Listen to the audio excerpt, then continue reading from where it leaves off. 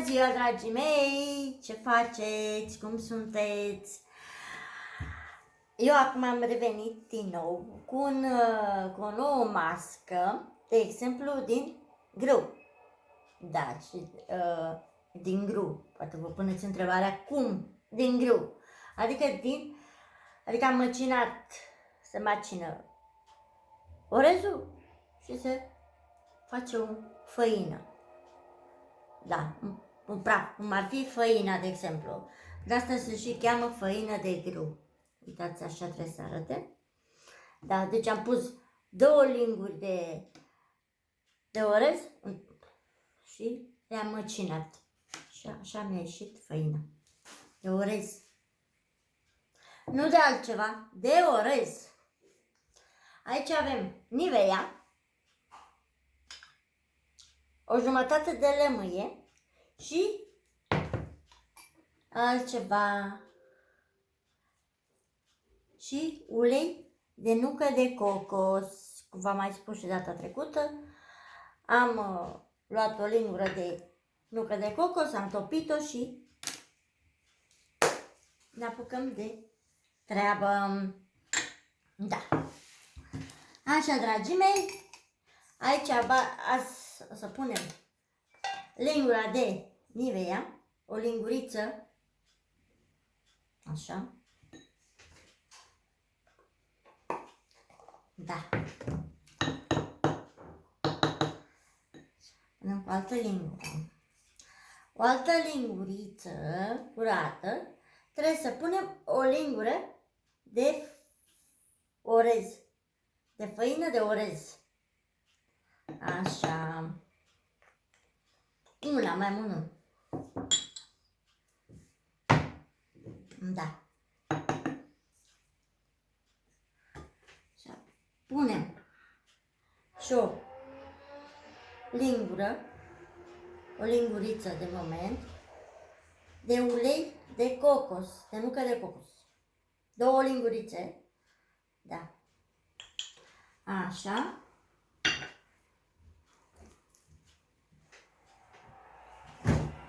Iar acum punem 2 lingurițe de lămâie.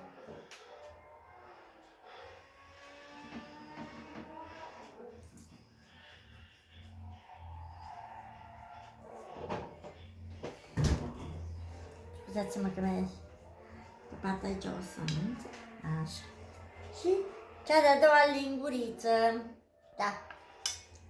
Punem aici și începem să mestecăm.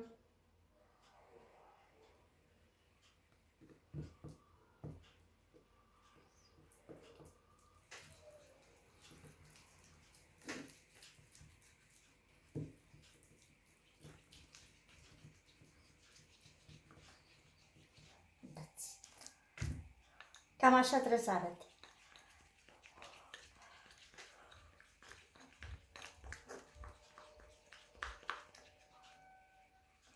Dacă ni se pare prea groasă, mai adăugăm o linguriță de nucă de cocos, de ulei de nucă de cocos.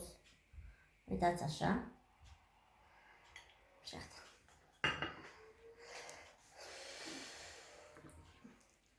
Și amestecăm bine, bine, bine, bine.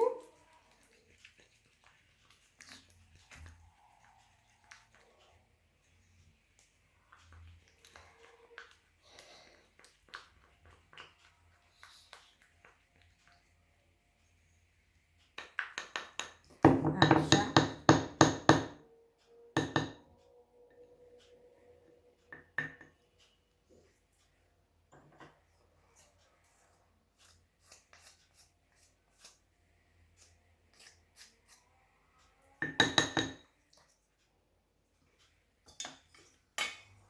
Iar acum trebuie să luăm crema și să ne punem să ne adăugăm pe față. Înainte de toate astea trebuie să ne demachiem.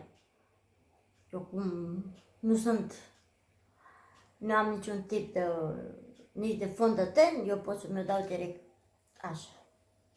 Da. Așa, luăm această pensulă. Da? Și începem să adăugăm crema. Uitați așa.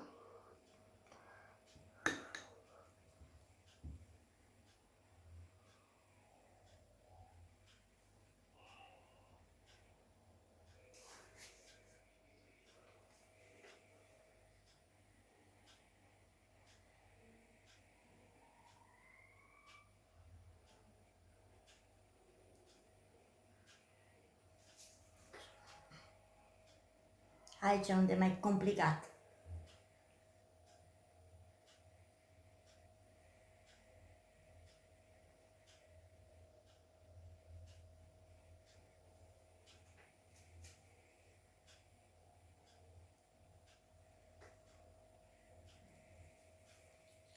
Punem și în această parte. Adăugăm crema bine. O întindem bine.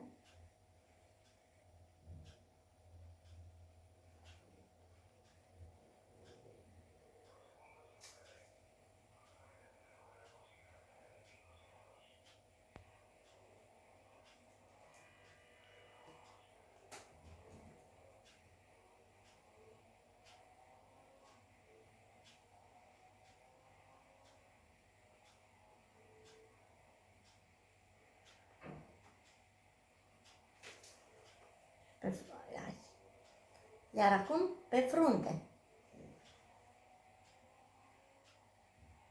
Și o lăsăm să acționeze 30 de minute. Stăm cu ea.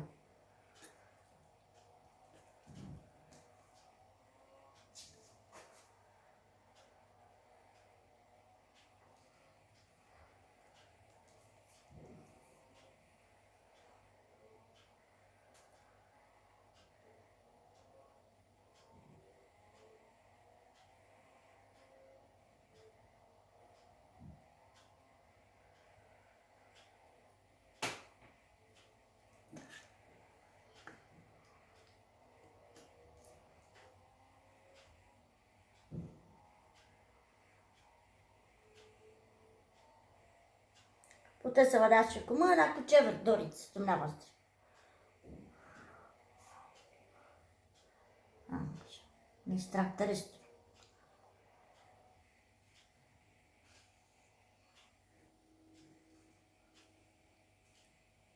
Da. Iată, dragii mei, deja am aplicat la cremă, dar totuși mai am un pic pe aici, trebuie să-i dau ca lumea.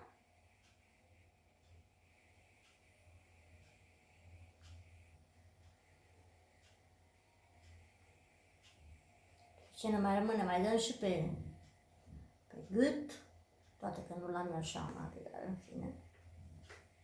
Boah. Deja trebuie să fim foarte atenți ca să sară pe noi. Așa.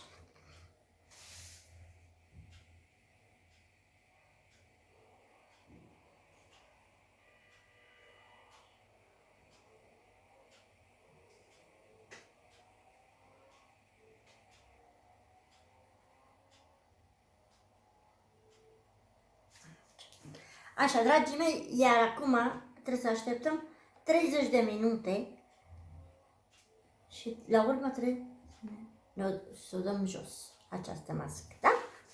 Așa. Gata, dragii mei prieteni, mi-am dat masca jos. Deja au trecut cele 30 de minute. Să știți că pielea este foarte fină și așa că să ne vedem cu alte măști de extraterestri. Vă rog să nu vă speriați, să nu fugiți. Nu, acele măști mi le pun eu. Da, sau le pun pe mână, de exemplu, să vă arăt, dar nu, cel mai bine să-mi arăt eu pe fața mea, să-mi arăt fața de extraterestru. Cel mai corect așa, da? În fine, deci vă doresc să aveți o zi cât de frumoasă și un sfârșit de săptămână frumos și liniștit. La revedere! Mua!